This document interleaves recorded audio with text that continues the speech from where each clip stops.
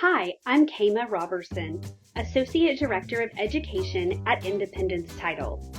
In today's edition of Fun with Forms, I'm going to discuss the Addendum Concerning Right to Terminate due to Lender's Appraisal. Let's get started. The Addendum Concerning Right to Terminate due to Lender's Appraisal, otherwise known as the Appraisal Addendum, can be a tricky little form. Before we dive in, there's a few things you need to know. I want to focus on the statement at the top of the page. Use only if the third-party financing addendum is attached to the contract and the transaction does not involve FHA insured or VA guaranteed financing. So don't use this form for FHA, VA, or cash transactions. This is a voluntary form and is not required. You will use this form when the buyer wants to waive their right to terminate that is given to them in paragraph 2B of the third-party financing addendum, or if the buyer wants an additional right to terminate based on the lender's appraisal. Before we can discuss this form in detail, we need to make sure we understand paragraph 2B of the third-party financing addendum. 2B is on the second page of the third-party financing addendum and has to do with property approval. Let's take a closer look. 2B says if buyer's lender determines that the property does not satisfy lender's underwriting requirements for the loan, including but not limited to appraisal, insurability, and lender-required repairs, buyer, not later than 3 days before the closing date, may terminate this contract by giving seller notice of termination and a copy of a written statement from the lender setting forth the reason or reasons for lender's determination. If buyer terminates under this paragraph, the earnest money will be refunded to buyer. If buyer does not terminate under this paragraph, property approval is deemed to have been obtained. So 2B gives the buyer the right to terminate the contract if the lender can't make the loan due to the appraised value. In a market with multiple offers and contract prices substantially over list price, the odds of running into possible appraisal issues are high. This is where the appraisal addendum comes in. Let's take a look at this form in sections. So what happens if you select box 1? Well, let's read. It says that the buyer waives the buyer's right to terminate the contract under paragraph 2B of the third-party financing addendum if property approval is not obtained because the opinion of value in the appraisal does not satisfy the lender's underwriting requirements.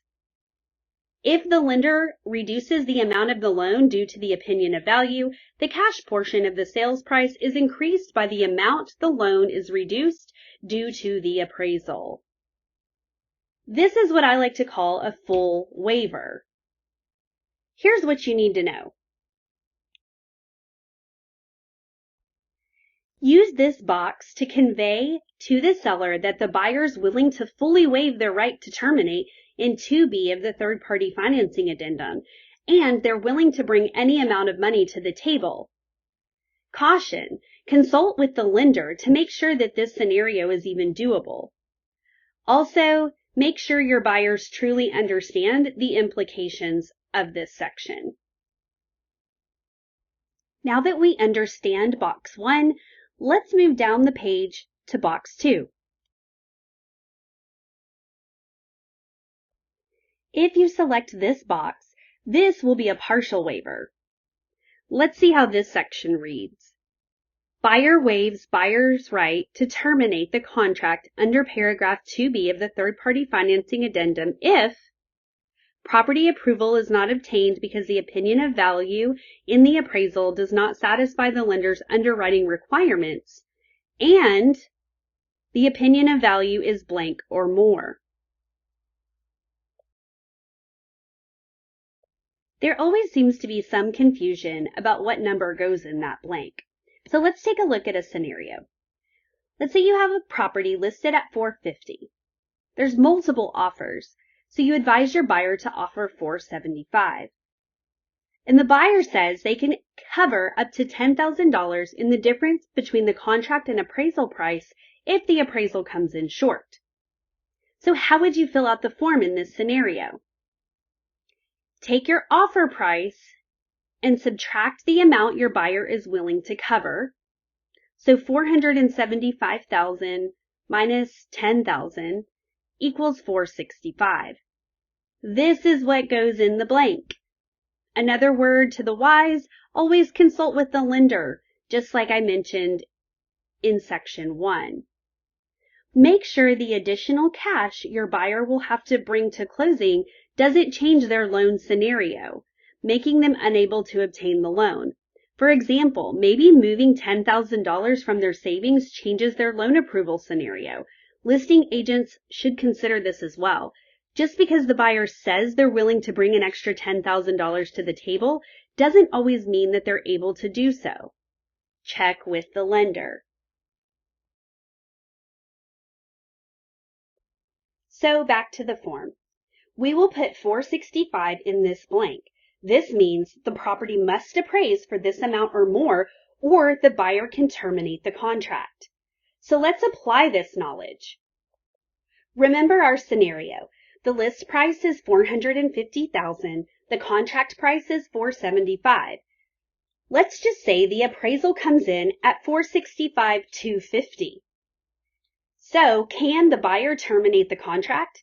Yes or no? If you said no, you're correct.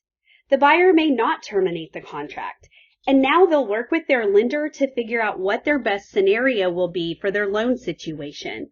They may choose to structure the loan differently so they don't have to bring as much additional cash to closing, or come up with a different scenario that works best for them. But ultimately, the buyer is obligated to the contract price of $475 because the property appraised for $465 or more.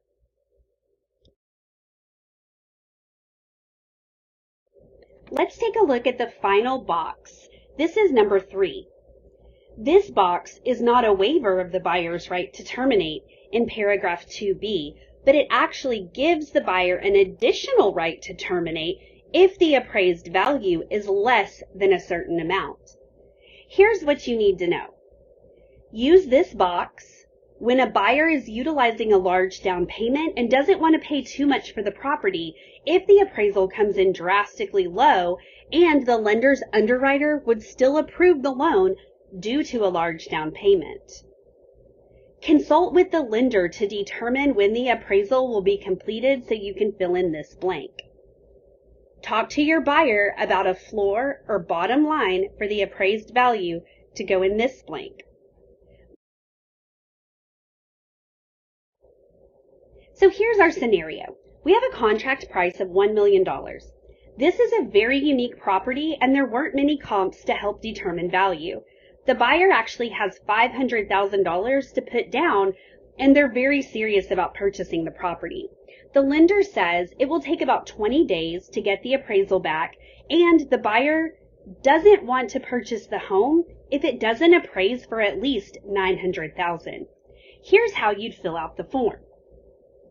Let's put 20 days here, and then of course the $900,000 goes here. Now, let's say the appraisal comes back at $899,999. Can the buyer terminate the contract? Yes or no? Technically, the answer is yes, but I feel like someone would chip in $1 to get this deal done. So let's summarize what we've learned. The appraisal addendum is a voluntary form that can be used as a proactive approach to defining what happens if a property doesn't appraise. If you check box 1, this is a full waiver of the buyer's right to terminate in paragraph 2B of the third-party financing addendum. If you check box 2, this is a partial waiver of the buyer's right to terminate because it creates a limit to the amount of money that the buyer would have to bring to the table. Finally, box 3 gives the buyer an additional right to terminate if the appraisal comes in low. Thank you for tuning in to Fun with Forms, the Addendum Concerning Right to Terminate Due to Lender's Appraisal Edition. I hope you found this information helpful, and now you have a better understanding of this form. See you next time for more Fun with Forms.